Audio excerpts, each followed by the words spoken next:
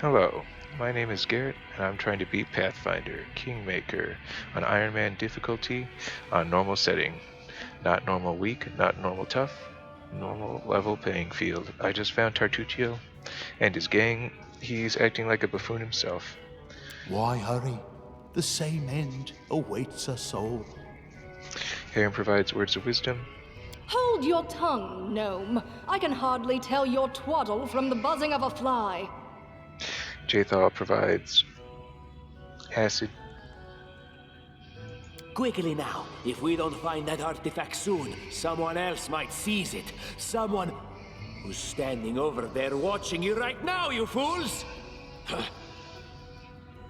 Hi. Hey Harrim, come hang out with me. We're the cool kids. There is as much vanity in your words as in the words of all who have not seen the wisdom of Grotus. Yet you seem a worthier leader than the arrogant Tartuccio. Perhaps in serving you, I shall open your eyes to the teachings of my faith. Yeah, shut up, Harrim. Get over here. I see my magnificent rival will stop at nothing, even at stealing the servants of his enemy. Let us see if your fools are even more useless than mine. Draw your swords and cover my retreat. Did he call me magnificent? Be victorious. I'm flattered. Here's the plan. I've fought this a few times, so I know how it goes down. This little guy with the shield is insanely hard to hit, so I'm going to send my guy over to poke him to death. And Harrim's going to keep him busy. These two are going to rush this guy with the bow. Do not falter! And you can imagine how it's going to go for him. And then you, Lindsay, while you are singing, are also simultaneously, like some kind of beatboxing protege, are going to also incant a spell that will cause this man to fall over laughing.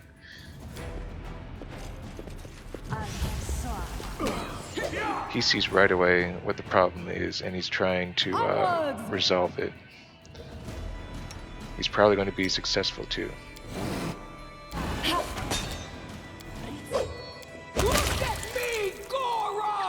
I'm glad I made Amiri go insane with rage because it ended up liquefying that archer before he could do much. Now I'm going to have her attack this mercenary and see what happens.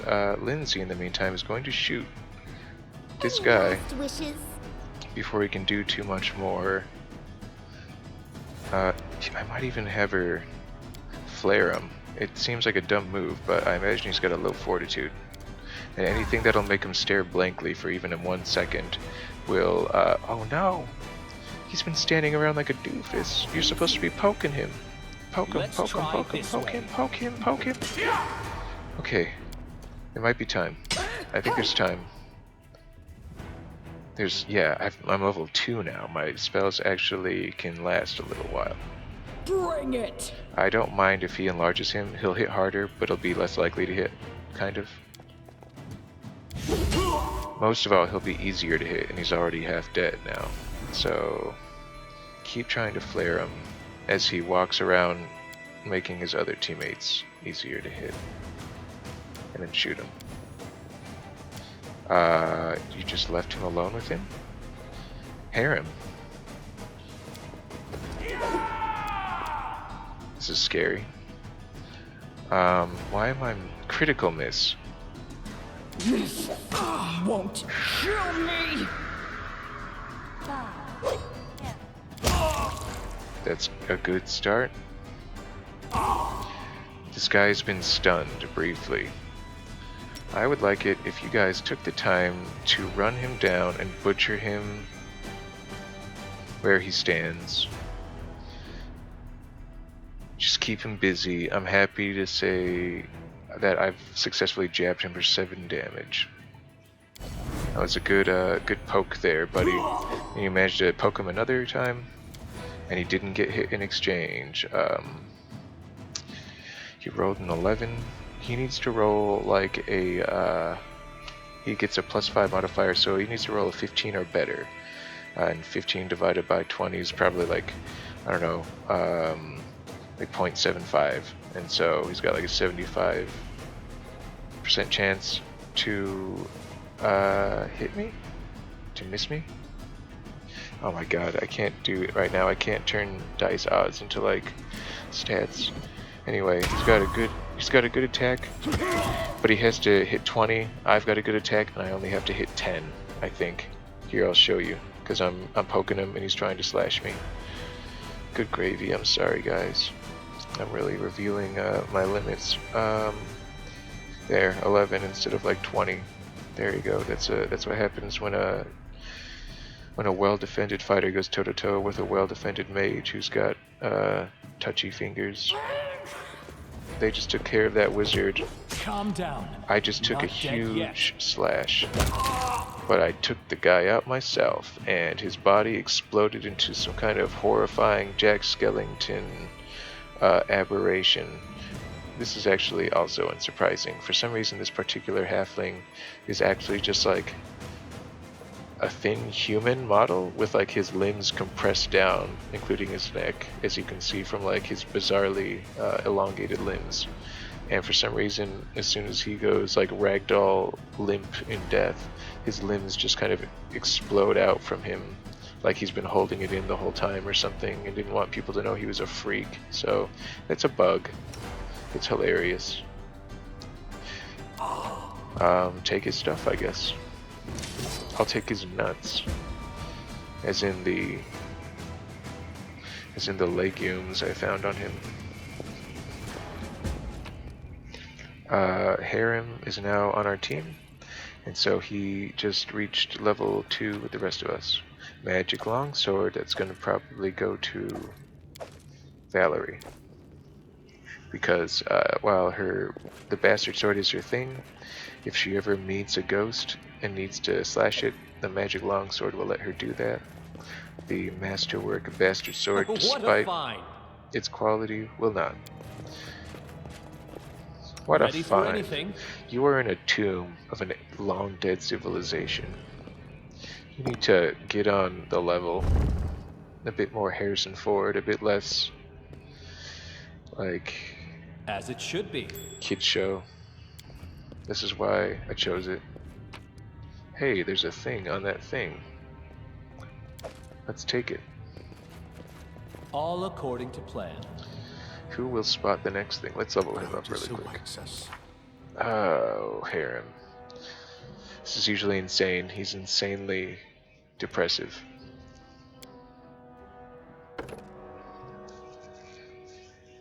Okay.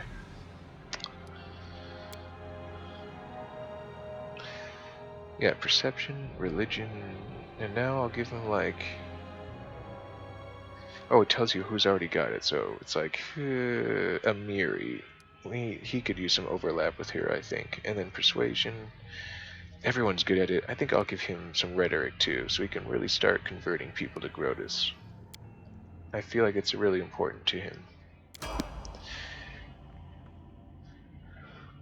Alright, so now, this is why I'm happy to have him on my team. He can just turn any cleric spell into a healing spell as needed.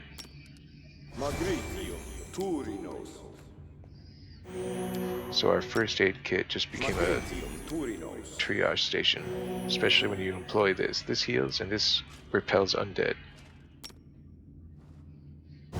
Bang. Less impressive. It's random. Also less impressive. That's it. Well, indeed, I am underwhelmed. Use it. And drink it. Pound it. Okay.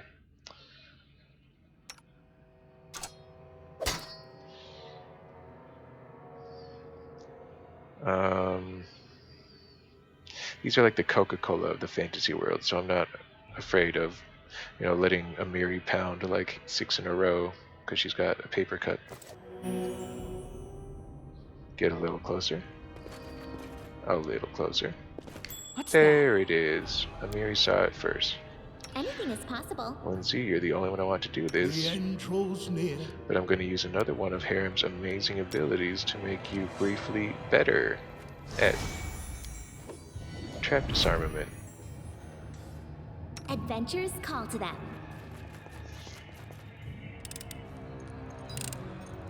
Applause, please.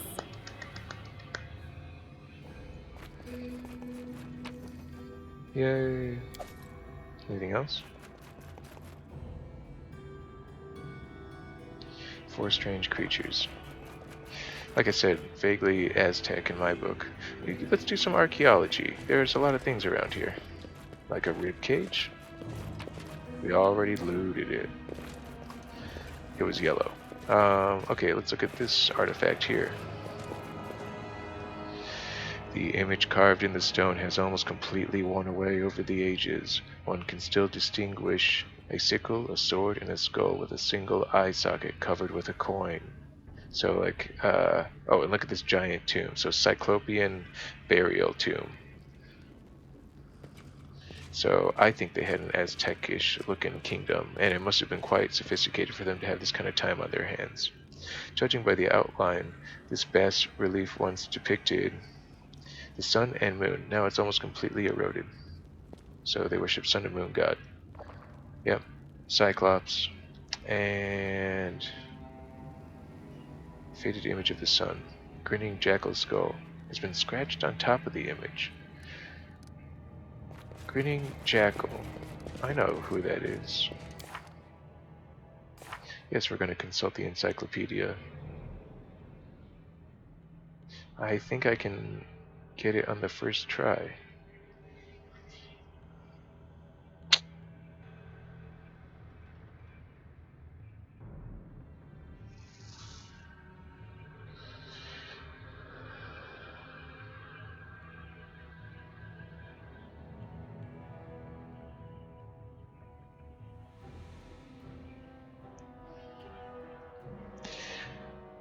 Yeah, jackal head, hyena head, jackal-headed woman, swollen belly, so all that weird, crazy, messed up, like tribal, shamanistic, goddess stuff, chaotic, evil, um,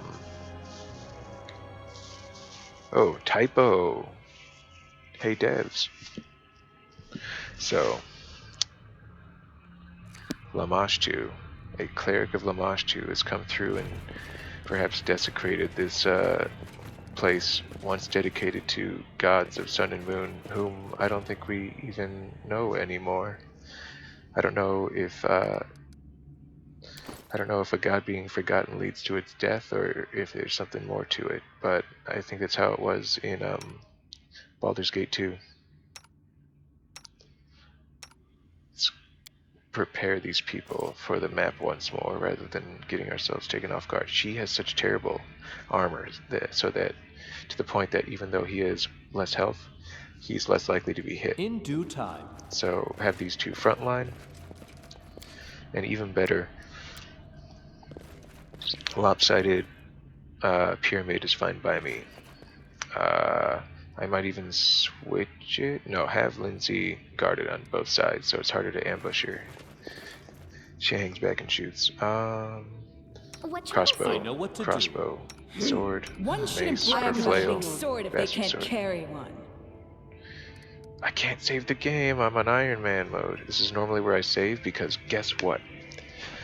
Tartuccio has fled and we need to track him, and if we fail to track him, then he goes to ground and gets stronger, and I don't even know what happens at that point. So if you want to see a man a little uncertain, no longer on the offensive, but now on, back on the heels, back on his heels, hope that he fails the next tests. Yes, I'm still here.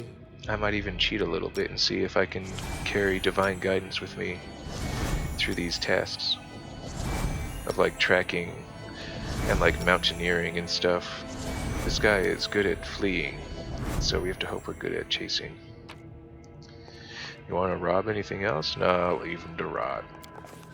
Okay, how sweet the first breath of fresh air after the stale, damp stuffiness of that tomb. Before us stretched an unending heath, replete with hills and gullies and patches of low shrubs. Already the trail of Tartuccio and his companions had gone cold. Please, Erastil, please, Desna, grant us fortune as we try to track our quarry. Come on, Amiri, but we would not give up so easily. Whether the trail went cold or not, it was one we had to follow. We succeeded. This is huge. This is like 50% of the task. We succeeded by a safe margin. No blade of grass was bent. It must have had enough time to straighten back up, since whoever last passed through. I would not consider that much of an indicator, but the heath's dry earth preserved the prints of little shoes. Our eyes on to the ground, we followed the trail. We walked and walked until finally we came to a huge gully. The dried-up bed of a river of yore. That dried up should have been hyphenated. But what is this? At the edge, the grass was trampled down, and the soil turned up, and claw prints, lots of them. We'd stumbled upon a fresh battlefield. And here the trail split. One set of footprints walked away from the battle and down into the gully. The brave footprints that faced down their enemies followed the path along its edge. I think he used the word brave to indicate that Tartuccio did not walk along the path above the gully. And I know that he didn't. Okay, we'll let Harrim. Hey, what do you know? It was only Harrim would have noticed or would have been able to tell what that is, despite Amiri being the head nature person. Boy, it certainly is good that I've started kind of distributing skills around so that people are all kind of like broadly prepared for eventualities. And because of my preparation, or his preparation, Harrim succeeded. We identified that that Tartuccio probably encountered kobolds, which are like lizard goblins, about as dumb, about as small, about as weak, about as cowardly, about as goblinoid. So we can detect magic, but I already know he's in the gully. Okay. Here's the second hard part. We get to choose, but we might still fail. We got to climb up this cliffside. Who's gonna do it? Probably her, just because she's got one more than me. But I was ready in case, and if it chose randomly, we might have watched these two try to go up.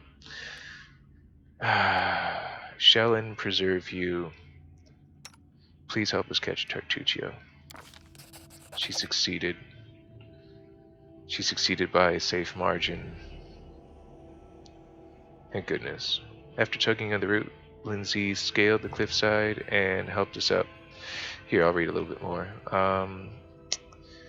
Only your heavy breathing and the faint creaking of the root broke the deadly silence. Suddenly, dust poured down from the top of the slope, and the root began to slide from the ground. Keeping her wits, Lindsay shifted her weight to her legs and froze. After a tense moment, she continued her journey, and soon had reached the top of the slope. So she waited for this shifting, almost the beginning of a landslide, to really settle once more before she resumed climbing, rather than trying to scramble up the rest of the way and making it worse. So that's what it's trying to tell you, is like it was a little bit of like nature hiking logic that people often don't know. So a little bit of insight. And so this means that we've successfully chased Tartuccio. So we get to keep up the pressure. There's 5 of us now, and I'm not going to lie to you. I'm going to hunt down this dwarf and kill him. And it's going to make my odds of achieving level 5 in a barony much better. So let's go running right at him and make sure he doesn't have any chance of getting away. Listen to me. A dragon, huge, sparkling, flew down to me from the sky and told me a secret. A great relic that will win the kobold's glory is hidden somewhere nearby. Enough of this pitiful existence. Search for it. Search and bring it to me. So we know what's going on here. I'll tell you more about it next time.